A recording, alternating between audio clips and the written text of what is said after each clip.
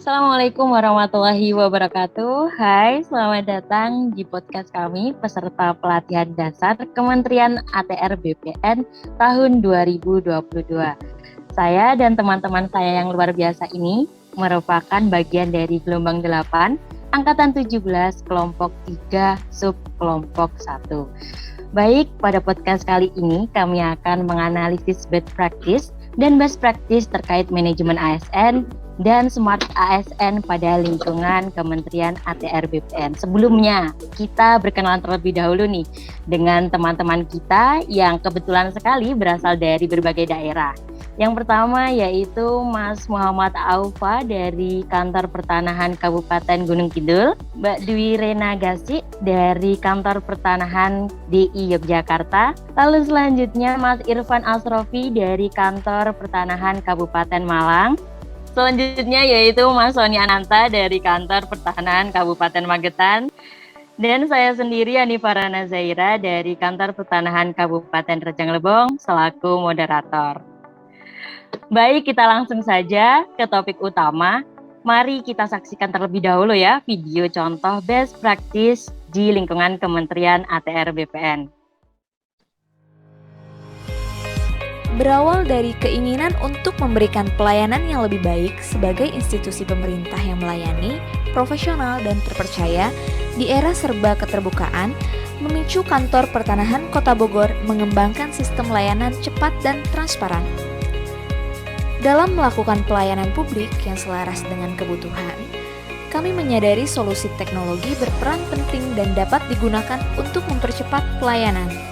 Layanan pertanahan dapat diakses oleh masyarakat secara elektronik dari mana saja dan kapan saja, sehingga menjadi efektif, efisien, dan transparan. Dalam melakukan pendaftaran di loket Kantor Pertanahan Kota Bogor, pengguna layanan hanya membutuhkan waktu lebih kurang 15 menit atau maksimal 30 menit sampai mendapatkan SPS. Dalam penyusunan standar pelayanan publik, juga melibatkan sejumlah stakeholder agar dapat memberikan masukan dan perbaikan ke depannya. Dalam memberikan layanan, Kantor Pertanahan Kota Bogor memiliki 68 jenis layanan yang telah menetapkan standar pelayanan meliputi A. Service Delivery. Syarat sebagaimana tertuang dalam Peraturan Kepala Badan Pertanahan Nasional Nomor 1 Tahun 2010 tentang standar pelayanan dan pengaturan pertanahan terkait layanan pertanahan, sistem, mekanisme, dan prosedur, jangka waktu pelayanan, biaya atau tarif, produk pelayanan, penanganan pengaduan, saran dan masukan. B. Manufakturing, dasar hukum, sarana dan prasarana, kompetensi pelaksana, pengawasan internal, jumlah pelaksana, jaminan pelayanan, jaminan keamanan dan keselamatan, evaluasi kinerja pelaksana. Pengguna layanan dapat mengakses standar pelayanan melalui tatap muka, brosur atau banner, media SMS atau WhatsApp, melalui telepon, atau media sosial. Layanan pertanahan pada masa new normal dianjurkan menggunakan layanan online melalui www.postripbpn.com untuk membatasi interaksi langsung antara pengguna layanan dan pelaksana layanan. Layanan inovasi aplikasi yang telah dikembangkan di Kantor Pertanahan Kota Bogor adalah berupa Pos BPN. Pos BPN adalah salah satu aplikasi layanan pertanahan yang dimana dapat diakses oleh perorangan yang dapat mempercepat pendaftaran layanan pertanahan bisa melalui WhatsApp dan pemohon dapat berinteraksi langsung dengan petugas sesuai jam layanan di Kantor Pertanahan Kota Bogor. Juga dapat mengirim surat elektronik, baik itu perorangan maupun badan hukum yang mudah diakses oleh siapapun. Layanan yang dapat dilayani secara elektronik yaitu hak tanggungan, zona nilai tanah, pengecekan sertifikat, ROYA, dan surat keterangan pendaftaran tanah. Untuk memudahkan pengguna layanan tanpa harus datang ke Kantor Pertanahan Kota Bogor, kami menyediakan pengaduan secara elektronik atau simpanan.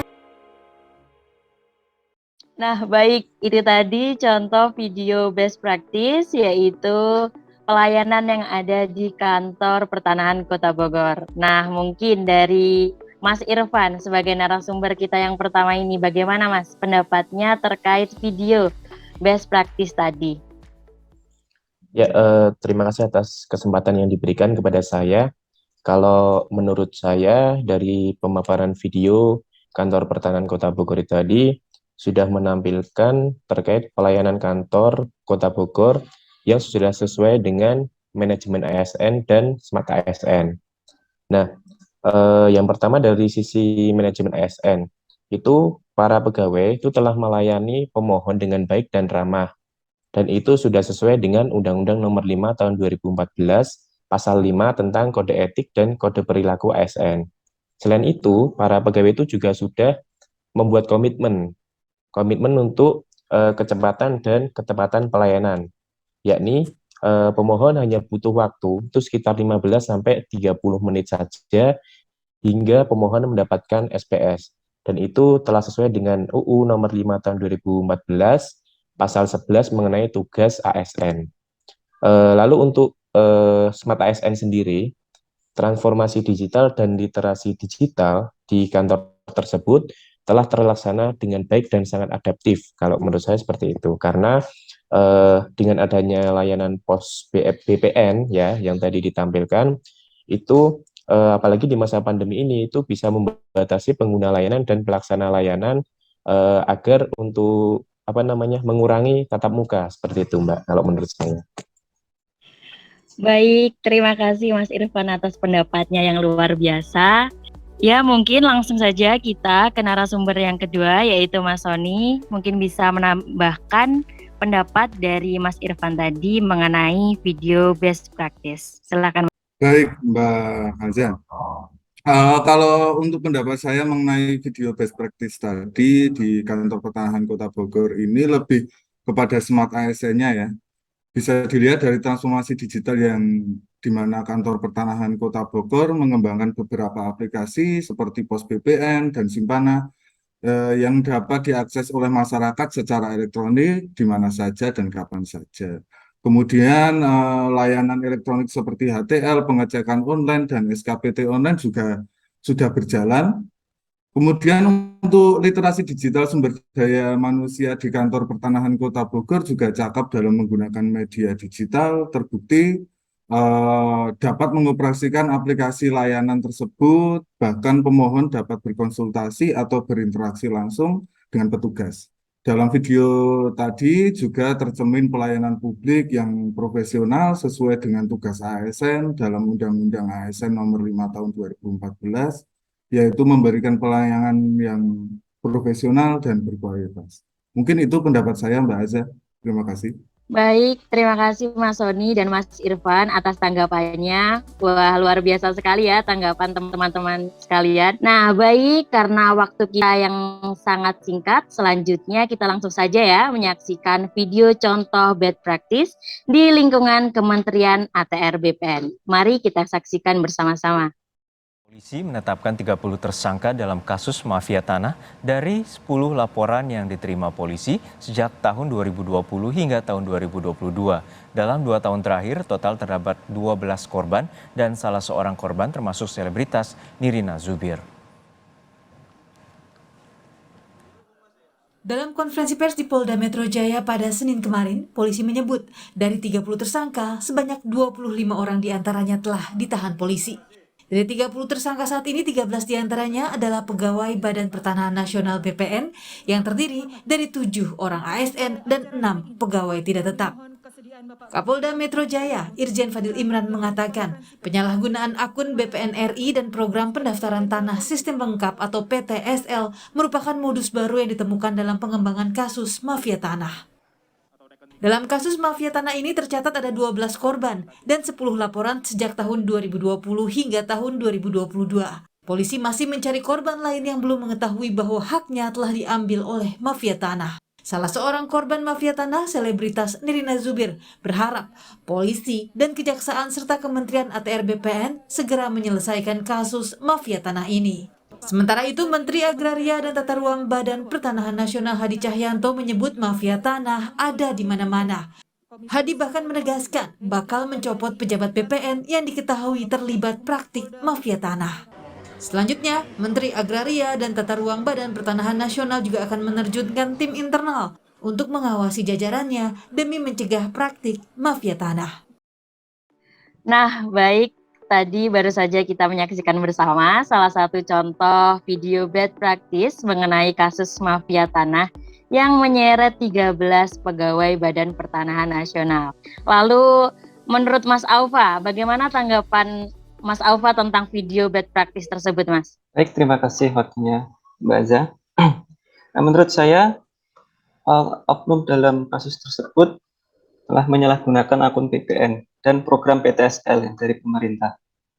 Melanggar aturan Undang-Undang Nomor 5 Tahun 2014 tentang aparatur sipil negara. Dan oknum tersebut tidak menjalankan kewajiban ASN sesuai dalam pasal 23 dalam melaksanakan tugas dengan penuh kejujuran dan tanggung jawab. Oknum pegawai BPN tersebut juga tidak menunjukkan integritasnya. Dengan adanya kasus tersebut bisa menjadi pelajaran bagi kita semua dalam menjalankan tugas dengan jujur, tanggung jawab, dan berintegritas tinggi. Diharapkan dalam Latsar CPNS ini yang adanya materi manajemen ASN dan smart ASN bisa memberikan kita pengetahuan dengan perubahan transformasi digital dengan diimbangi dengan kompetensi literasi digital yang mumpuni. Dari saya itu saja, Mbak Aza. Baik, terima kasih Mas Aufa untuk tanggapannya. Kemudian kita langsung saja ya ke narasumber yang kedua, yaitu Mbak Dwi Rena. Seperti apa tanggapannya Mbak terhadap video bad practice tadi? Baik, terima kasih Mbak Aza. Di sini saya akan menambahkan mengenai kasus mafia tanah tersebut ditinjau dari teknik analisis isu, yaitu menggunakan fishbone. Dari sisi man atau manusia, oknum pegawai BPN yang tertangkap sebagai mafia tanah tersebut telah melanggar kode etik ASN, sehingga jelas bahwa yang bersangkutan tidak menerapkan asas profesionalitas pada penyelenggaraan manajemen ASN.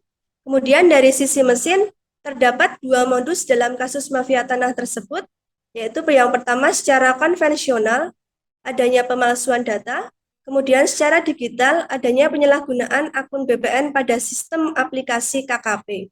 Hal ini tentunya belum mencerminkan smart ASN, terkait kurangnya proteksi akun-akun yang hanya bisa diakses oleh orang-orang tertentu. Kemudian dari sisi material, pada kasus ini, tanah yang akan diurus memiliki potensi untuk menimbulkan sengketa jika tetap diproses. Akan tetapi, oknum BPN tetap melanjutkan prosesnya demi mendapatkan keuntungan lebih. Kemudian dari sisi metode, modus mafia tanah yang dilakukan dengan cara penyalahgunaan akun BPN dan program PTSL adalah kejahatan yang terstruktur. Adanya keterlibatan pegawai BPN dalam kasus tersebut sangat tidak mencerminkan smart ASN, yang seharusnya memiliki literasi dan juga budaya digital yang baik untuk pelayanan masyarakat. Mungkin cukup sekian pendapat saya. Untuk selanjutnya saya kembalikan kepada moderator. Mbak Aza, silahkan. Baik, terima kasih Mbak Rina dan Mas Aufa atas tanggapan yang luar biasa ya. Banyak sekali pelajaran yang saya dapatkan ya dalam podcast kali ini. Mungkin dapat sedikit saya simpulkan dari keempat narasumber kita yang luar biasa hari ini, yaitu bahwa sistem pelayanan yang berorientasi masyarakat dan bertransformasi digital menjadi suatu tolak ukur dalam kesuksesan pelayanan yang berkualitas. Yang mana dalam penyelenggaraan pelayanan harus diiringi dengan rasa tanggung jawab yang akan setiap sikap dan tindakan yang diambil sebagai wujud dari pelaksanaan manajemen ASN untuk terciptanya smart ASN. Sebelum kita tutup, saya ucapkan terima kasih banyak kepada seluruh narasumber yang telah meluangkan waktu untuk hadir dan membagikan ilmunya pada podcast kali ini. Mungkin hanya itu dan sampai di sini saja podcast kita pada hari ini. Lebih dan kurangnya saya mohon maaf. Wassalamualaikum warahmatullahi wabarakatuh. Salam Smart ASN.